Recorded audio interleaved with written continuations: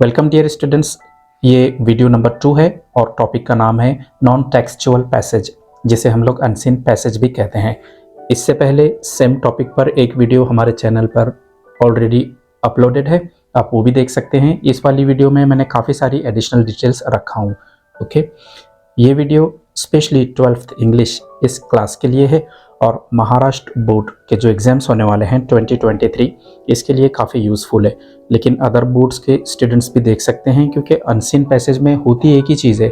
आपके सामने एक ऐसा पैसेज होता है जिसे आपने अपनी टेक्स्ट बुक में नहीं पढ़ा है, कहीं और नहीं पढ़ा है आपने उसे टेक्स्ट बुक के अलावा भी, और उस पर बेस्ड कुछ क्वेश्चंस होते हैं जिनके आंसर्स आपको लिखने होते हैं। आप CBSE के स्टूडेंट्स हैं, 10th के हैं, 12th के हैं, किसी और बोर्ड के हैं, तब भी बिल्कुल आप लोग ये वीडियो देख सकते हैं। इस वाली वीडियो में मैं आप लोगों को जो एक्सप्लेनेशन है वो सिंपल हिंदी लैंग्वेज में दूंगा। हम लोग यहाँ पर 12th इंग्लिश महाराष्ट्र बोर्ड इस क्लास का जो पेपर पैटर्न सामने रखेंगे उसमें 15 मार्क्स के लिए ये क्वेश्चन होता है अनसीन पैसेज का। ओके, एक्चुअली ये क्वेश्चन 2 पार्ट्स में डिवाइडेड होता है। जो ए पार्ट होता है वो 12 मार्क्स के लिए होता है, और जो बी पार्ट होता है जिसमें आप लोगों ने समरी लिखनी होती है वो 3 मार्क्स के लिए होता है। टोटल 15 मार्क्स के लिए ये क्वेश्चन है। हम उसे डिस्कस करेंगे डिटेल में और एक परफेक्ट आंसर लिखेंगे हम लोग अनसीन पैसेज का। इसके बाद किसी भी टॉपिक पर अगर आप लोगों को अनसीन पैसेज ये क्वेश्चन आता है तो आप लोग इजीली ये 15 मार्क्स ले सकोगे। ओके, सबसे पहली सबसे इम्पॉर्टेंट चीज़ है, आप लोगों ने पैसेज को काफ़ी ध्यान से पढ़ना है और पहले पैसेज को पढ़ना है आपने और बाद में क्वेश्चंस पर जाना है। कुछ स्टूडेंट्स को मैंने देखा हूँ वो लोग पहले क्वेश्चंस पढ़ते हैं और फिर पैसेज पर जाते हैं। पहले क्वेश्चंस पढ़ने में प्रॉब्लम क्या होती है, अगर 10 क्वेश्चंस हैं तो आपको 10 बार क्वेश्चंस पढ़ना है और 10 बार पैसेज में उसके आंसर्स ढूंढना है, सर्च करना है। लेकिन आप एक बार पैसेज अच्छे से पढ़ लो तो क्या होगा कि जो क्वेश्चंस है उनमें से ज़्यादातर के आंसर्स आपको पता होंगे। जिनके आंसर्स आपको पता नहीं होंगे तो एटलीस्ट आप लोगों को उन आंसर्स की लोकेशन पता चल जाएगी कि हाँ भाई ये फर्स्ट पैरा में, सेकंड पैरा में, थर्ड पैरा में इसका आंसर है। एक और इम्पॉर्टेंट चीज़ ये है, आधे मार्क का जो भी क्वेश्चन होगा तो उसको उसका आंसर सर्च करने में आपने टाइम वेस्ट नहीं करना है। कभी कभी क्या होता है, आधे मार्क के क्वेश्चन को लेकर के स्टूडेंट्स बैठे रहते हैं। एक बड़ा सा पैसेज है, उसमें सिनोनिम ढूंढते हैं या एंटोनिम ढूंढते हैं, उससे काफ़ी टाइम चला जाता है। तो आपने क्या करना है, हाफ मार्क का जो क्वेश्चन होगा तो अपनी आंसर शीट के लास्ट का जो पेज है उसके ऊपर लिख देना रफ पेज या रफ वर्क, और वहाँ पर उसका नंबर लिख देना। अगर पूरा पेपर सॉल्व करने के बाद जो इम्पोर्टेंट क्वेश्चंस हैं, जो ज़्यादा मार्क्स के क्वेश्चंस हैं, वो सॉल्व करने के बाद आपके पास टाइम बचता है तो फिर ये आधे मार्क का जो क्वेश्चन है या आधे मार्क्स के जितने भी क्वेश्चंस हैं उन पर फिर आना है। तो एग्जाम्स में कुछ ऐसा क्वेश्चन आपके सामने होगा, read the following passage and answer the questions below. 12 marks के लिए होगा क्योंकि ये ए है और बी में समरी रहेगी। अब मान लो इस टाइप का कोई पैसेज आता है तो सबसे पहले आप लोगों ने पैसेज को केयरफुली पढ़ना है। ठीक है, जितना हो सके आपने ट्राई करना है कि ये पैसेज आपको समझ में आ जाए। ऐसे कभी नहीं होगा कि 100% ये पैसेज आपको समझ आएगा, ठीक है, लेकिन जो भी आपको समझ आता है 70, 80, 90% उतना आप लोगों ने समझ लेना है। स्टार्ट करते हैं हम लोग। Friends, isn't it a bit shameful, दोस्तों क्या ये थोड़ी सी शेमफुल बात नहीं है, that we humans have always been thinking about ourselves, कि हम इंसान लोग हमेशा अपने खुद के बारे में सोचते रहे हैं। I think of all the species that exist on the face of this planet. मैं सोचता हूँ कि जितनी भी स्पीशीज़ इस प्लेनेट पर हैं, we are the only one that kills other species so ruthlessly.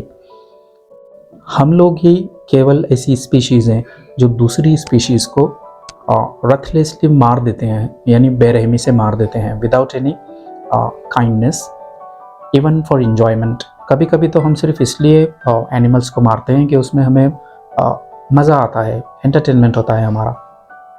How horrible, कितनी भयानक बात है। This is the main reason why we are losing our wild life at this speed. ये मेन रीज़न है कि हम हमारी जो वाइल्ड लाइफ है, जो एनिमल्स हैं, तो वो इतनी स्पीड से खो रहे हैं। Take the case of Avni the tigress which had 2 cubs। अब अवनी, इस शेरनी की बात ले लो, उसके 2 cubs थे। cubs यानी शेर के बच्चे को इंग्लिश में कब कहते हैं। इन माई व्यू और encroachment on the forest land, मेरे हिसाब से हम जो अतिक्रमण कर रहे हैं, एनक्रोचमेंट कर रहे हैं, उनकी ज़मीन पर कब्जा कर रहे हैं फॉरेस्ट पर, is the basic reason for that. सबसे बड़ी वजह हमारा एनक्रोचमेंट है, उनकी ज़मीन, उनका जंगल ले लेना, ये चीज़ जानवरों के लिए नुकसानदेह है।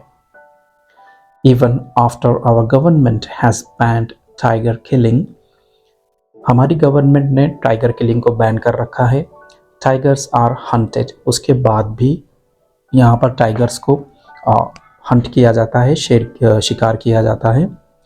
Just because their body parts are in great demand internationally. क्यों शिकार किया जाता है? क्योंकि टाइगर्स के जो बॉडी पार्ट्स हैं वो इंटरनेशनल मार्केट में काफ़ी कीमती बिकते हैं, काफ़ी उनकी डिमांड है। The more the demand rises, जितनी ज़्यादा इन टाइगर के बॉडी पार्ट्स की डिमांड बढ़ती है, the more illegal killing increases in our national parks, तो उतनी इलीगल किलिंग हमारे नेशनल पार्क्स में बढ़ती जाती है। नेशनल पार्क्स क्या होते हैं? ऐसे बड़े बड़े पार्क्स होते हैं जहाँ पर एनिमल्स को सेफ्टी के लिए हम लोग रखते हैं। Okay, a lot of species have already gone extinct, कई सारी एनिमल्स की ऐसी स्पीशीज़ हैं जो एक्सटिंक्ट हो गई हैं, यानी कि इस प्लैनेट से ख़त्म हो गई हैं। And other countless are on the verge of extinction, और कई सारी ऐसी स्पीशीज़ हैं जो किनारे पर हैं, वर्ज यानी किनारे पर हैं, ऑफ एक्सटिंक्शन, एंड होने के। We are the one who has disturbed ecological balance, और हम ह्यूमन बीइंग्स ने जो एक इकोलॉजिकल बैलेंस होता है नेचर का, उसको डिस्टर्ब कर रखा है। It's time we should take steps to save wild life, और अब वो समय आ गया है कि हम वाइल्ड लाइफ को बचाने के लिए कुछ स्टेप्स लें, कुछ करें। Tigers are dependent on deer and buffaloes, tigers जो हैं वो किस पर डिपेंडेंट हैं? डियर और बफेलोज, क्योंकि डियर और बफेलोज उनका खाना है, फूड है mainly. whereas snakes are dependent on rabbits and mice, और snakes की अगर हम लोग बात करें तो snakes rabbits पर और mice पर डिपेंडेंट हैं। mice प्लूरल है माउस का, ठीक है, माउस यानी एक चूहा, mice यानी ज़्यादा चूहे। Okay, we can be with any organization which is already working for the survival of wildlife, तो हम लोग क्या कर सकते हैं? हम किसी भी ऑर्गेनाइजेशन के साथ, संगठना के साथ मिलकर के काम कर सकते हैं जो पहले से वाइल्ड लाइफ को बचाने की कोशिश कर रही है, ऐसी संगठना। What we can do is we can aware people, और हम लोगों को जागृत कर सकते हैं, उनको बता सकते हैं हम लोगों को, not to buy and sell products which are made of animal parts, हम लोगों को कन्विंस कर सकते हैं कि भैया ऐसी कोई चीज़ ख़रीदना नहीं है, बाय नहीं करना है जो एनिमल पार्ट्स से बनी हो, और ऐसी कोई चीज़ अपनी शॉप्स में बेचना भी नहीं है जो एनिमल पार्ट्स से बनी हो। And after this whosoever is found guilty should be punished, और इतना होने के बाद में अगर कोई क्राइम कर रहा है तो फिर उसको हार्ड पनिशमेंट देनी चाहिए, as hard as possible. May be after that, हो सकता है उसके बाद में, our wild life would be free from danger, हमारी जो वाइल्ड लाइफ है वो खतरे से बाहर रहेगी। The danger of human beings, us, किस खतरे से बाहर रहेंगी वाइल्ड लाइफ? इंसानों के खतरे से, अस हमारे खतरे से, क्योंकि उनको हमसे खतरा है, रिस्क है। ओके, हम लोग आते हैं क्वेश्चंस पर। जो फर्स्ट क्वेश्चन होगा A1 में, वो होगा ग्लोबल अंडरस्टैंडिंग का, यानी ओवरऑल आपने पैसेज को कितना समझा है। ठीक है, यहाँ पर 2 मार्क्स के लिए क्वेश्चन है, 2 क्वेश्चंस होंगे, ये वाला पहला है, इसके बाद एक दूसरा आएगा।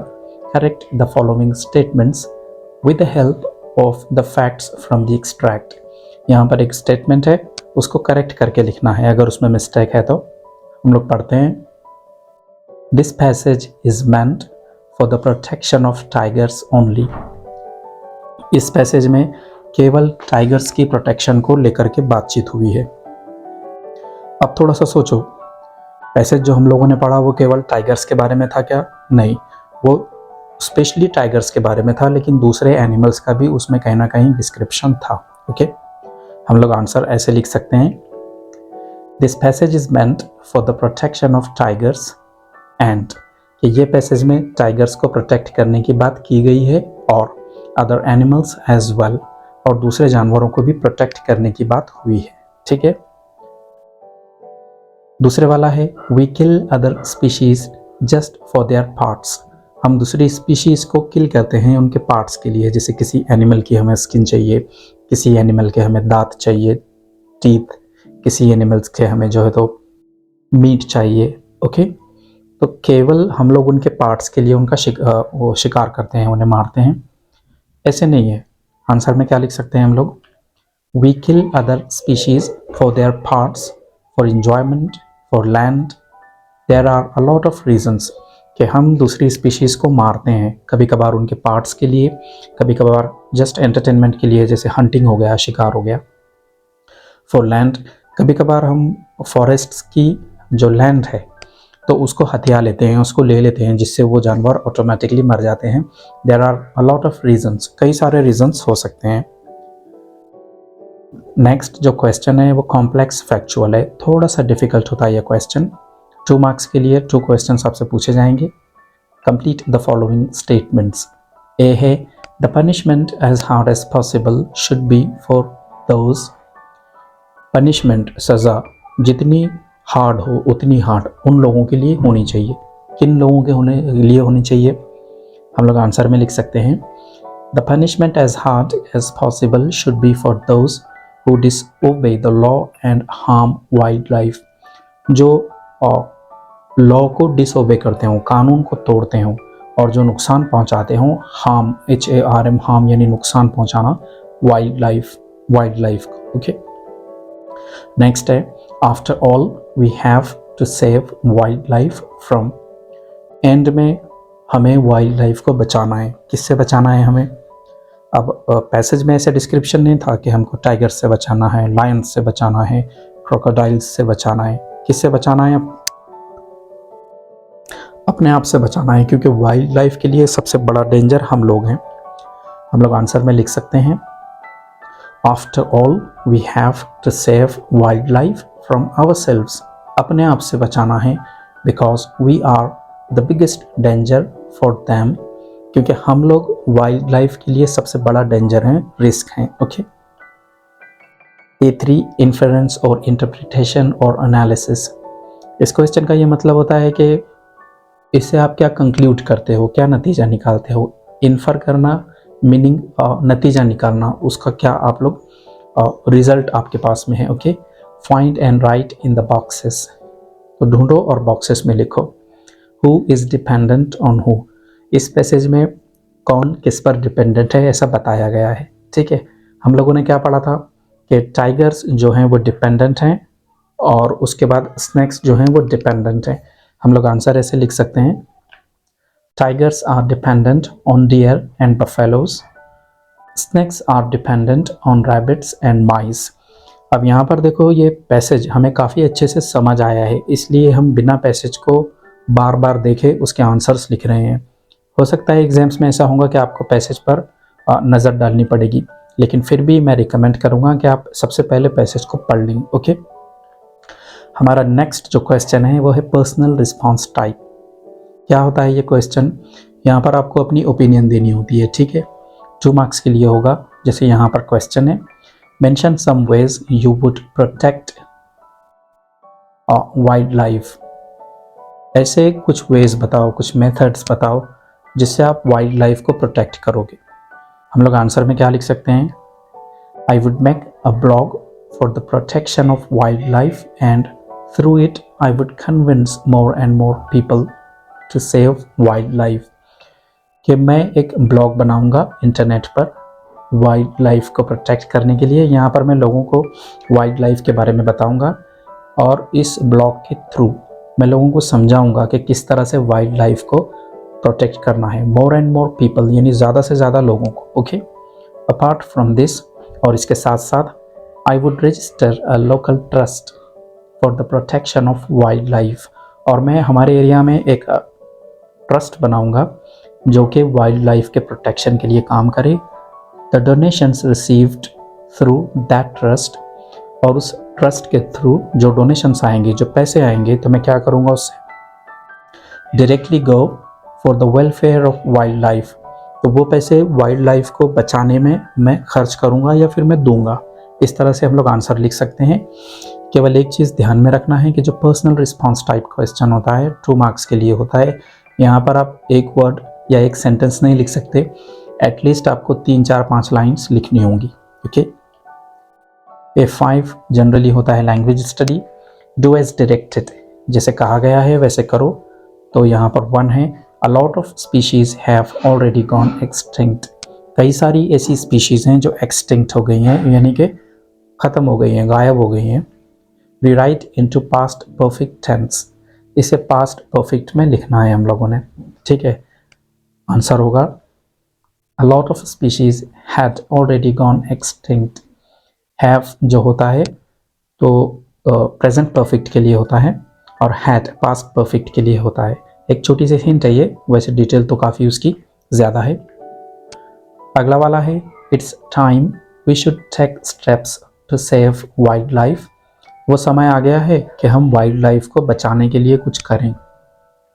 Replace model auxiliary showing firm intention, यहाँ पर आपको मॉडल ऑक्सिलियरी को हटाना है और उसकी जगह ऐसा मॉडल ऑक्सिलियरी रखना है जो पक्का इरादा बताता हो, यानी बिल्कुल पक्का आपने ये करना है। शुड यानी करना चाहिए, आप इसकी जगह क्या लिख सकते हो, must. It's time we must take steps to save wild life, ये समय है जब हमें बिल्कुल स्टेप्स लेने ही चाहिए। शुड यानी करना चाहिए, और मस्ट यानी बिल्कुल करना चाहिए, कंपलसरी है, बिल्कुल बिल्कुल बिल्कुल करना चाहिए। Okay. Take steps to save wild life. आगे है वोकैब्युलरी, 2 मार्क्स के लिए होगा। अब यहाँ पर देखो 4 वर्ड्स हैं और आप लोगों ने इनके एंटोनिम्स देने हैं। फिर एक बार कहता हूँ, वीडियो के स्टार्ट में भी कहा था कि हाफ मार्क के लिए जो क्वेश्चन होता है तो उसमें टाइम वेस्ट नहीं करना है। क्या होगा, आप इसका मीनिंग ढूंढोगे, इसका मीनिंग देखोगे, इसमें टाइम चला जाएगा और पेपर के एंड में जो इंपॉर्टेंट क्वेश्चंस हैं 4 मार्क्स जो कैरी करते हैं वो आप लिख नहीं पाओगे। तो इसे अपनी आंसर शीट के रफ पेज पर लिख देना कि ये वाला वर्ड मुझे नहीं मिला था, और बाद में उसे आप सर्च कर सकते हो। काइंडली के लिए क्या एंटोनिम है, अलाउड के लिए, फॉल्स के लिए और टर्मिनेशन के लिए हम लोग आंसर लिख सकते हैं। रथलेसली, काइंडली का जो ऑपोजिट है वो रथलेसली होगा। अलाउड बैंड, फॉल्स राइजेस, और टर्मिनेशन उसका ऑपोजिट होगा सर्वाइवल। ठीक है, याद रखो यहाँ पर आप लोगों ने एंटोनिम्स देने थे। अब यहाँ पर बी पार्ट है जो 3 मार्क्स के लिए होगा। वीडियो के स्टार्ट में मैंने आप लोगों को बताया था कि ये जो 15 मार्क्स का क्वेश्चन है, ए पार्ट 12 मार्क्स के लिए है और B part summary writing 3 marks के लिए है। यहाँ पर हम बी पर आ गए हैं, summary. Using the following points write down summary of the above extract, ये पॉइंट्स यूज़ करने हैं और समरी लिखनी है। गिव अ सूटेबल टाइटल, और आप लोगों ने एक अच्छा सा टाइटल देना है। पॉइंट्स क्या हैं समरी के, ह्यूमंस एज थ्रेट, हम लोग धमकी हैं, एक थ्रेट हैं, डेंजर हैं वाइल्ड लाइफ को। रीजंस बताने हैं आपने। टाइगर हंटिंग, इसको लेकर के क्या बताया हुआ है, बैलेंस ऑफ नेचर और आवर रोल, इनको मिलाकर के हमें समरी लिखनी है। यहाँ पर मैं आपको डिटेल में नहीं बता सकता कि समरी कैसे लिखते हैं, ठीक है, मैं आपको थोड़ा शॉर्ट में बता सकता हूँ बस। लेकिन आपको डिटेल में अगर सीखना है तो हमारे चैनल पर एक प्लेलिस्ट है, Maharashtra board 2023 exams class 12th, इसमें आपको काफ़ी इंपॉर्टेंट वीडियोस मिल जाएंगी जो आपके एग्जाम्स के लिए काफ़ी यूज़फुल है, आप उन्हें देख सकते हैं। वहीं पर ये वाली वीडियो भी है, ऑलमोस्ट हर इंपॉर्टेंट टॉपिक पर मैंने वीडियो बनाकर रखा हूँ, ठीक है। तो ये हमारा क्वेश्चन है। हम लोग सबसे पहला पॉइंट देखते हैं, ह्यूमंस एज थ्रेट, ओके। और उससे पहले हम लोगों को एक टाइटल देना है। हम लोग आंसर की शुरुआत कर सकते हैं, humans a threat to wild life. क्या लिखे हम लोगों ने, हमारी समरी का जो टाइटल है तो हमने लिखा कि ह्यूमंस क्या हैं, एक थ्रेट हैं वाइल्ड लाइफ को। ये एक बढ़िया सा और सूटेबल टाइटल है। जो फर्स्ट पॉइंट था उसको डेवलप किया हम लोगों ने, अनलाइक एनी अदर क्रिएचर, यानी और कोई जानवर ऐसे नहीं है। Humans kill other species of animals ruthlessly even for entertainment. Humans मारते हैं species को, अगर entertainment भी करना है तो मार देते हैं, ठीक है। अब देखो ये humans as threat, इसको डेवलप कर लिया हम लोगों ने, टाइटल भी दे दिया। अगला वाला जो पॉइंट है वो है reasons। हम लोग लिख सकते हैं the reason behind wild life destruction is human encroachment. जो वाइल्ड लाइफ डिस्ट्रॉय हो रही है उसके पीछे एक सिंपल सा रीज़न है और वो रीज़न है ह्यूमन इंक्रोचमेंट। ह्यूमन बीइंग्स, इंसान लोग जो जंगलों में अतिक्रमण कर रहे हैं, वहाँ जाकर रह रहे हैं, तो जंगल जिन एनिमल्स की जगह है, जिनका घर है, तो वो क्या हो रहे हैं, फिर मारे जा रहे हैं। रीजंस हो गया। अगला पॉइंट हमको डेवलप करना है टाइगर हंटिंग। इसको लेकर के पैसेज में क्या लिखा था? Tiger hunting increases as demand increases in the international market for their body parts. ये टाइगर हंटिंग बढ़ती जाती है क्योंकि जो इंटरनेशनल मार्केट है वहाँ पर डिमांड बढ़ती जाती है। किस चीज़ की? एनिमल्स के बॉडी पार्ट्स की, टाइगर के बॉडी पार्ट्स की। ओके। अगला हमको डेवलप करना है बैलेंस ऑफ नेचर। किस तरह से हमने बैलेंस ऑफ नेचर को बिगाड़ रखा है, हम लोग लिख सकते हैं we have also disturbed the ecological balance. हमने इकोलॉजिकल बैलेंस को भी बिगाड़ रखा है। और लास्ट का जो पॉइंट हम लोगों को डेवलप करना है वो है आवर रोल। हम लोग क्या रोल प्ले कर सकते हैं? To save wild life we can work with organisations and aware people. हम वाइल्ड लाइफ को बचाने के लिए ऑर्गेनाइजेशंस के साथ काम कर सकते हैं और हम लोगों को सिखा सकते हैं। Guilty people should be punished. जो लोग गिल्टी हैं, क्रिमिनल्स हैं, उन्हें पनिश करना चाहिए। Afterwards wild life would B shielded. और इसके बाद में, आफ्टरवर्ड्स, इसके बाद में जो वाइल्ड लाइफ है तो वो शील्डेड यानी वो प्रोटेक्टेड रहेगी, सेफ रहेगी। ओके, इस तरह से आप लोग समरी लिख सकते हो। Friends, 12th English exams Maharashtra board 2023 अगर आप लोगों को पास करने हैं तो ये 3 वीडियोस काफ़ी इंपॉर्टेंट है, काफ़ी मायने रखते हैं। ये वाला एक गेस्ट पेपर है, इसमें मैंने बताया हूँ 80 मार्क्स का पेपर किस तरह से सॉल्व करना है। ये वाली वीडियो में सितंबर 2021 का फुल पेपर मैंने सॉल्व किया हूँ, काफ़ी बड़ी वीडियो है, 3 आवर्स के ऊपर है। और ये वाली वीडियो में मैंने जुलाई 2022 का पेपर सॉल्व किया हूँ। इन वीडियोज़ को देख करके आपको आइडिया आएगा कि क्या लिखना है, कितना लिखना है और कैसे लेना है या कैसे लिखना है। चैनल हमारा सब्सक्राइब करें, बेल नोटिफिकेशन को दबाएं, इस वीडियो को लाइक, कमेंट और शेयर करें। Thank you.